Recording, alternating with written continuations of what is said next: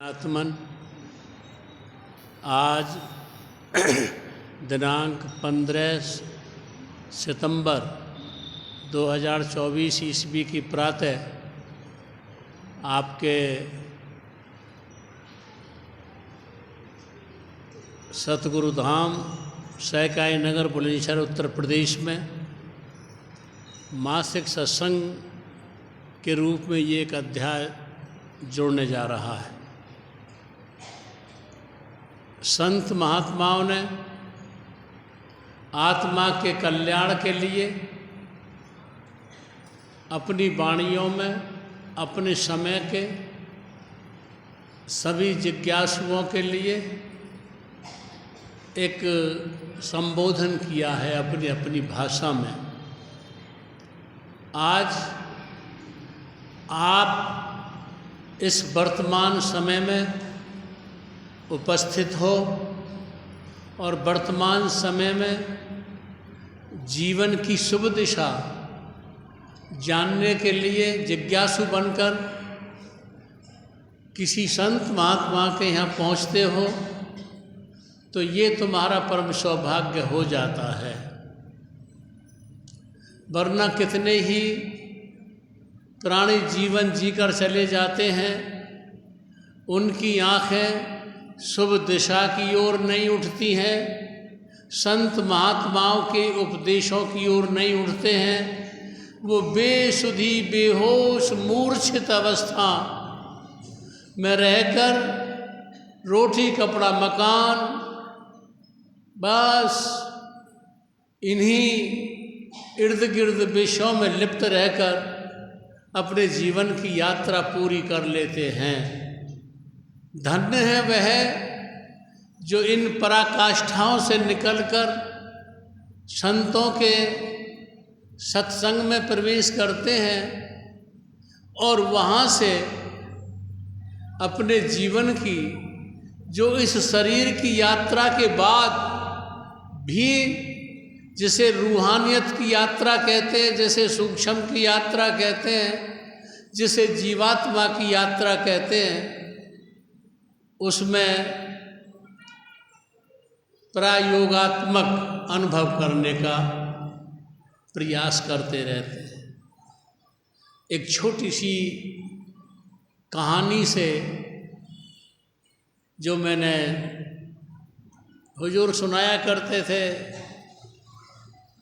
सुना था, उन्हें आप तक पहुंचाता हूँ। एक सम्राट बहुत बड़ा राज्य का मालिक था और उसका इकलौता पुत्र बेटा भी साम्राज्य में साथ रहता था, लेकिन वह राज्य विस्तृत राज्य में विचरने के लिए चल पड़ा और जब वो अपने विस्तृत राज्य में विचर रहा था राजकुमार, तो वहाँ दूसरे देश के राजा ने उसको अपना लिया, ग्रहण कर लिया और बोला कि तो तुम मेरे साथ चलो, मैं तुमको अपना देश दिखाता हूँ, अपना राज्य दिखाता हूँ। और वह राजकुमार उस राजा की बातों में आकर अपने बहुत बड़े साम्राज्य को छोड़कर उसके साथ चला आया। ये कोई और बात नहीं है, सत्य पुरुष सचखंड से रूहानी जगत जो हज़रत मोहम्मद रसूलुल्लाह सल्लल्लाहु अलैहि वसल्लम ने सातों आसमानों का जिक्र किया मेराज रसूल में, जो हमारे गुरु कबीर साहिब, गुरु नानक देव जी, रविदास जी, पलटू साहिब, नाबाजी, मौलाना रूम, हाफिज़ कलंदर साहिब आदि ने रूहानियत के सातों आसमान का जिक्र किया है, वह अपने पिता के देश को छोड़कर दूसरे राजा के देश में पहुंच गया और दूसरे राजा के देश में वह बहुत सी अनोखी बातें देखी। यहाँ हमने कहीं लिखा एक जगह कि अरूप ये कोई और नहीं, ये सत्य पुरुष है सचखंड का, और ये जीवात्मा ये सुरत है, सचखंड के पिता की पुत्र है जीवात्मा। और ये काल जिसे कहते हैं, धर्मराय जिसे कहते हैं, निरंजन जिसे कहते हैं, उसके देश में आ जाता है और निरंजन अपने देश के सारे सुखों को उसे दिखाता है। तो हमने कहीं लिखा है कि अरूप ही रूप होकर, अरूप ही रूपायित होकर रूप में कार्य करता है और कार्य पूर्ण हो जाने के बाद अरूप में स्थित हो जाता है।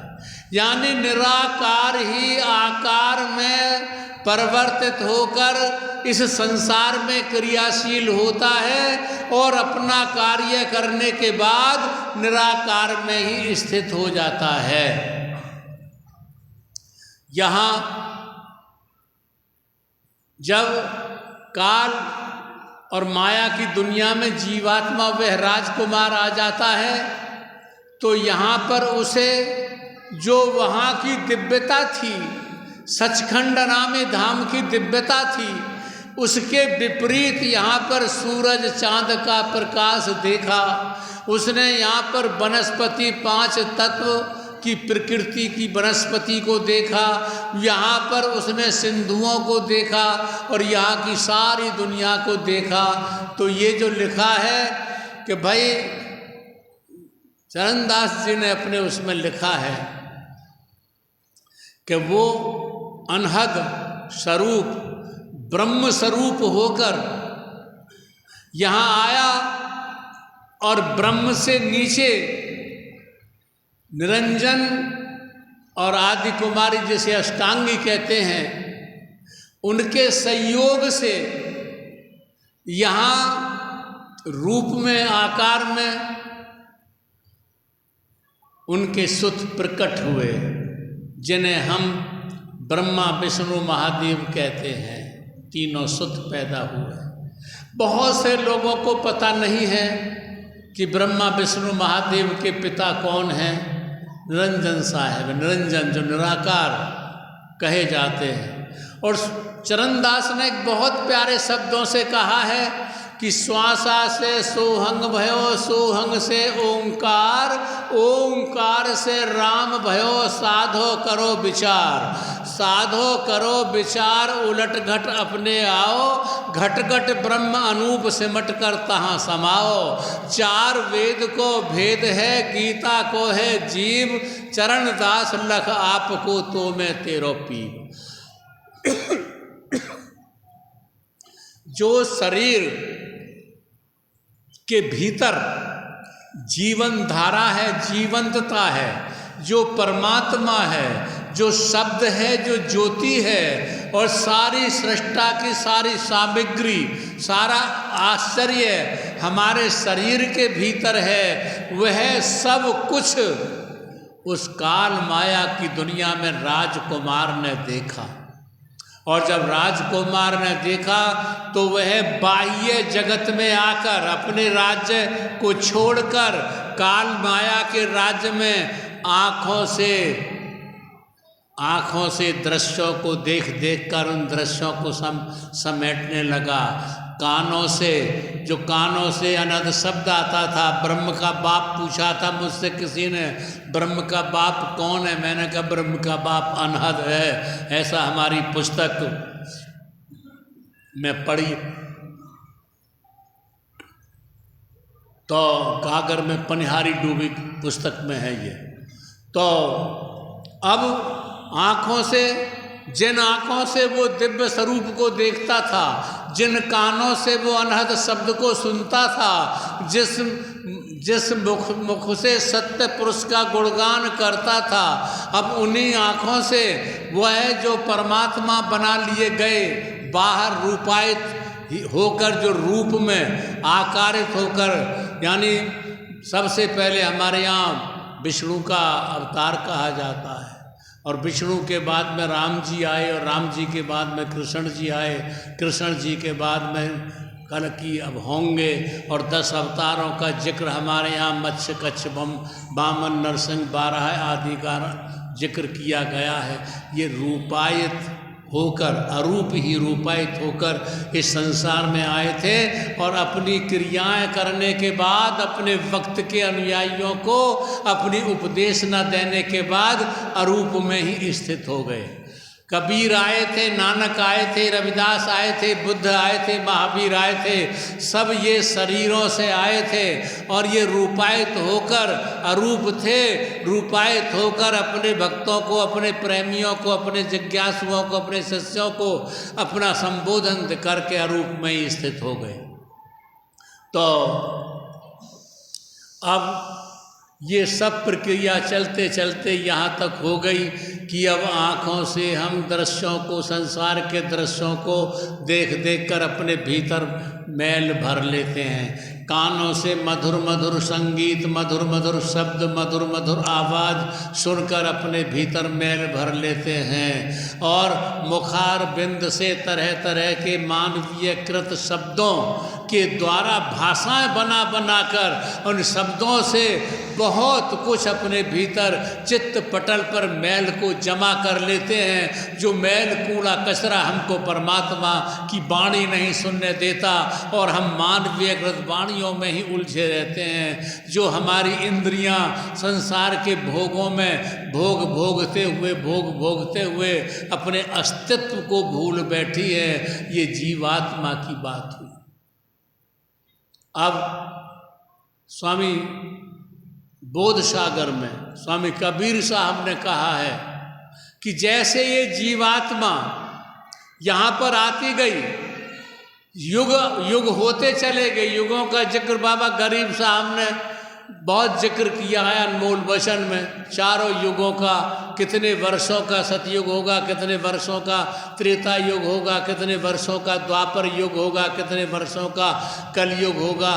तो और हर युग में संत महात्मा निर्गुण धारा की उपासना करने का जिक्र करते आए हैं, अवतरित होते आए हैं। उसी बीज लिखा है बोध सागर में कि तो सतयुग में सत सुकृत कहाए, द्वापर में गुरु मुनीन्द्र हो आए, त्रेता में गुरु मुनीन्द्र, सतयुग में सत सुकृत कहाए, द्वापर में गुरु मुनीन्द्र हो आए, त्रेता में करुणा में कहाए, कलयुग में कबीर कहाए। वो चारों युगों में अपना संदेश देते चले आए। लेकिन जो काल माया के लोक के जीव हैं वो उनकी वाणियों को न सुन करके जो उन्हें दिखाई देता है उन्हीं में लगे रहते हैं, उन्हीं में लगे रहते हैं और अपने मूल घर की आवाज़ सुनने के लिए अपने भीतर ना कोई ध्यान करते हैं, ना भजन करते हैं और ना भीतर मुड़ने का अभ्यास करते हैं। उन्होंने बाहर ही अपने सब कुछ बना रखे हैं, अपनी आंखें बाहर टिका रखी हैं। तो संत सतगुरु कहते हैं कि तुम अपनी आंखें भीतर मोड़ो। बाहर देखते देखते बहुत युग गुजर गए हैं, अपनी आंखें भीतर मोड़ो। तुम्हारा जीवन भी तुम्हारे भीतर है। तुम्हारा जीवन कहीं बाहर किसी भी शहर में या किसी भी तीर्थ में या किसी पहाड़ में या किसी नदी में या किसी उसमें नहीं है। तुम्हारा जीवन तुम्हारे भीतर है और जब तुम्हारा जीवन तुम्हारे भीतर है तो तुम्हारा जीवंतता, जीवन देने वाला जीवनदायी परमात्मा भी तुम्हारे भीतर है। और तुम अपने भीतर प्रवेश न करके तुमने बाहर अपनी जीवंतता तलाश करनी शुरू कर दी है और बाहर ही अपना परमात्मा तलाश करना शुरू कर दिया है। सिमटो, भीतर आओ और अपने परमात्मा से मुलाकात करो जो तुम्हारे भीतर बैठा इंतजार कर रहा है। ऐसे ही जैसे वो सचखंड का सत्य पुरुष अपने अपने राजकुमार को बिछड़ते हुए देख करके कि वो दूसरे राजा के राज्य में काल माया के राज्य में अपने राज्य को भूल चुका है, खो चुका है, अपने राज्य से दूर हो चुका है। वो राजा इंतज़ार कर रहा है, मेरा राजा कब वापस होगा, कब मेरे घर आएगा और कब मेरी जो परंपरा है वो जाहिर होगी। तो तुम लौटो और अपने राजकुमार जो सचखंड अनामी धाम में बैठा है उस राजकुमार बनकर अपने राजा से मिलो और अपनी भूल को नकारते हुए जो हो वही हो जाओ, जो हो वही हो जाओ। तुम परमात्मा के अंश थे। Spirit is the part of God, फारसी में कलाम कहा है हाफिज कलंदर साहिब ने कि सूरत हक्की वो हक्कत जहाँ बबद, सूरत बेजा को जहाँ इंसान बबद, कि तुम रूह के रिश्ते से परमात्मा के अंशी हो, परमात्मा तुम्हारा बंसी है। लेकिन ए खुदा, बस खुदा को भूल गए हो अपने मन की तरंगों में रहकर, इस काल माया के लोक में रहकर। जरा मुड़ो और अपने देश को पहुँचो और बस अपने जीवन को सार्थक करो। देखो, शराब में, मांस में, जुआ में, व्यभिचार में फंस करके अपने अस्तित्व को बर्बाद मत करो। यह तुम्हारे लोक को भी बिगाड़ते हैं, परलोक को भी बिगाड़ते हैं। तुम अपने मूल में समाओ, इसीलिए तुमको मनुष्य तन प्राप्त हुआ है। और मनुष्य तन का उपयोग तभी है जब तुम मानवता के चरम पर पहुंचकर परमात्मा के लोक में स्थित हो जाते हो। बस आपने मेरी बात को बड़ी शांति प्यार से सुना है, इसके लिए मैं आपका बहुत बहुत आभारी हूँ। और अंत में आपके अंदर बैठे उसी कुल मालिक को राधा